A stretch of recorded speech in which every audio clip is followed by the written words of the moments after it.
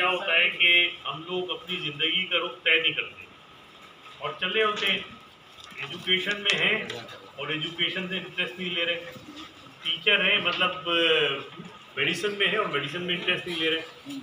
जबकि ज़रूरी ये है कि जब आपने अपना एक तय कर लिया प्रोफेशन, आप उसमें आ गए हैं, आप उसमें अपना दिन रात गुजार रहे हैं, तो डेली उसके अंदर इम्प्रूवमेंट होनी चाहिए। Every opportunity that comes to you, उसमें कोशिश करें कि आप इम्प्रूव करें, हर चीज़ से इम्प्रूव करें। जैसे कोई प्यासा पानी की तरफ भागता है, उस तरह कहीं मिले वो भागे और उसको इंटेलेक्चुअल लेवल पे ले।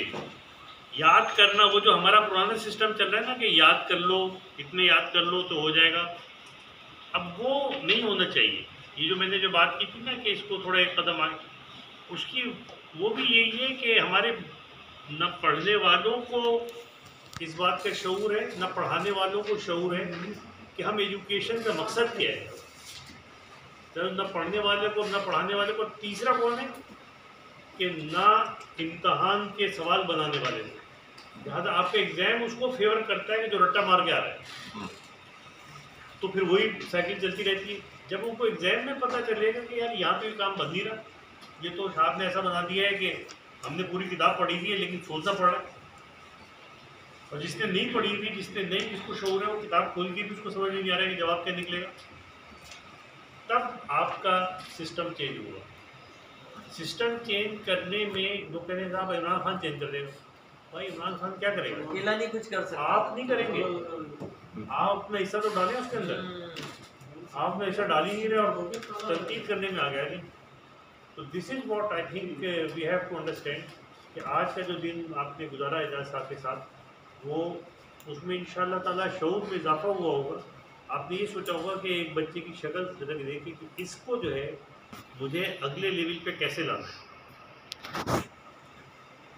तो ये जब आपके अंदर डेवलप हो जाएगा इंशाअल्लाह, तो आपकी अपनी कैपेसिटी बढ़ जाएगी इंशाअल्लाह। और कोई एज नहीं है, जैसा कि इन्होंने कहा ना, कोई एज नहीं है। मैंने आज एक सवाल दिया था कि महल से लहर तक इल्म हासिल करो स्टूडेंट्स को।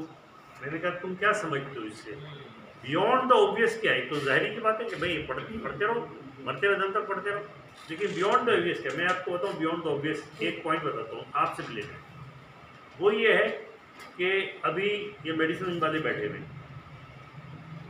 ठीक है, ये टीचर हैं, इस साल जो मेडिसिन का एग्ज़ाम देंगे वो निकल जाएंगे, कहीं और चले जाएंगे, उनका टीचर कोई और हो जाएगा। हो सकता है आपको मौका मिले, हो सकता है ना मिले। आजकल तो खैर मिलता है ग्रुप्स में और व्हाट्सएप में वगैरह वगैरह। इसका मतलब ये है, महल से लहर तक इल्म हासिल करो, एक मतलब ये है कि आप लहर तक उनके उस्ताद रहेंगे। जो आपने पढ़ाया है, उनकी शख्सियत को उसने बिल्ड किया, वो लहर तक रहेगा।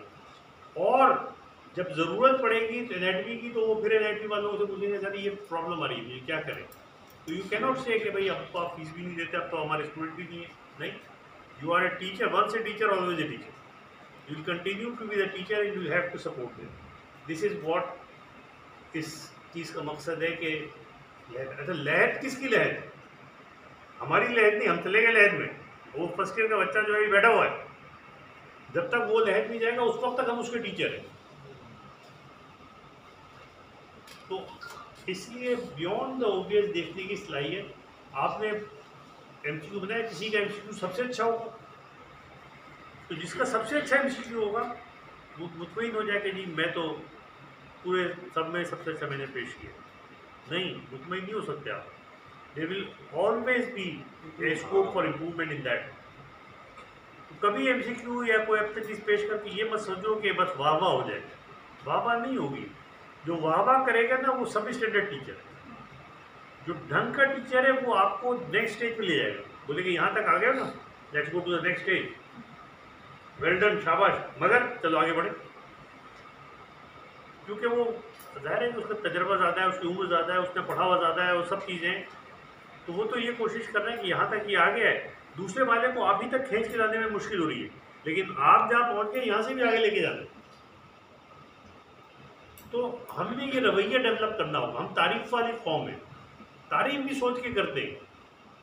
एक मेरा एक वो सोच के आता था, बैठा हुआ नहीं, इसकी तारीफ करनी है, थोड़ी देर में किसी बात पे शुरू हो जाएगा उसको मैं उससे कहता था यार तुम कोई पॉलिसी बना के आते हो यार जो बात तारीफ की है उसकी जेन्युइन तारीफ करो और बताओ कि ये बात क्यों अच्छी है। खाम में ये जो है ना दोस्तियां डेवलप करने के लिए तारीफें नहीं किया करो। ये आप जो है ना गवाही के ऊपर है कि गवाही सूरज निसा की चौथी आयत है, गवाही पे बड़ा जोर है कि गवाही सही दो। जब आप कहते हैं कि यार कासिम साहब आपने ये बहुत अच्छा किया तो आप गवाही दे रहे हैं तो वाकई अच्छा है तो ठीक है, वरना आप झूठों में शुमार हो गया। तो I think we have to keep working on that. I am very grateful to professor. वो क्या है कि चीन भी जाना पड़े तो चले जाओ। चीन भी जाना तो जाओ सर। आप ये थोड़ा और क्लियर करें, ये बात फिर आधे में कट जाती है। बियॉन्ड ऑब्वियस ये है सर कि देखें ना एक चीज़ है जो कि आपने बता दिया कि इस चीज़ में ये होता है, सबने सुन लिया, 100 बच्चे बैठे हर एक को सबने सुन लिया, हर एक दोहरा देगा। लेकिन एक बच्चा कहेगा सर अगर इससे ये होता है तो इसका मतलब है कि फला चीज़ में फिर यूँ होना चाहिए। अब उसके जहन उसको किसी और डायरेक्शन में ले जाके और उसने उस वहाँ पहुँच गया वो, तो ही इज़ बियॉन्ड दिस। अच्छा एक और है वो उससे भी आगे चला गया, एक और है वो से भी। लिमिट ख़त्म नहीं होती सर। आप ये सोचें कि दुनिया के सबसे ज़हीन आइंस्टाइन को बुला के बिठा दो तो वो आखिर तक पहुंचा देगा, उसके बाद भी लिमिट्स होंगी। तो लिहाजा ये इट इज़ नॉट, मैं एक बात समझता हूँ, एक बात और आपसे कह देता हूँ फिर बात करेंगे बाद में, कि it is not the results which are important, it is the process which is important. Results इतने इम्पोर्टेंट नहीं जितनी प्रोसेस इम्पोर्टेंट है। और हम रिजल्ट माइंडेड पीपल हैं, वो पास हो गया वो फेल हो गया, वो ये हो गया, वो डॉक्टर उसको डिग्री मिल गई उसको नहीं मिली, लेकिन हम प्रोसेस ओरिएंटेड नहीं है। जब हम प्रोसेस ओरिएंटेड हो जाएंगे, और यही जो चीन वाली बात आपकी थी ना, चीन में इस्लाम है क्या? कभी रहा है? तो फिर चीन क्यों होगा, किसी मुसलमान मुल्क में भेजते। मेरा अपना जाती अकीदा है, इस पर फिर गौर कीजिएगा जाके कि रियल जो एजुकेशन जो है इस्लामी लिहाज से वो secular education, it is not मौलवी वाली एजुकेशन। क्यों मैं कह रहा हूँ, मैं आपको बता देता हूँ क्यों कह रहा हूँ। इसलिए कि जंगों में गज़वों में जो कैद होके आते थे उनको देना पड़ता था जजिया और वो आज़ाद कर देते थे। जो जिनके पास पैसे नहीं होते थे उनसे कहा जाता था कि तुम 6 मुसलमानों को पढ़ना लिखना सिखा दो तुम आज़ाद हो जाओ। ये कौन लोग थे?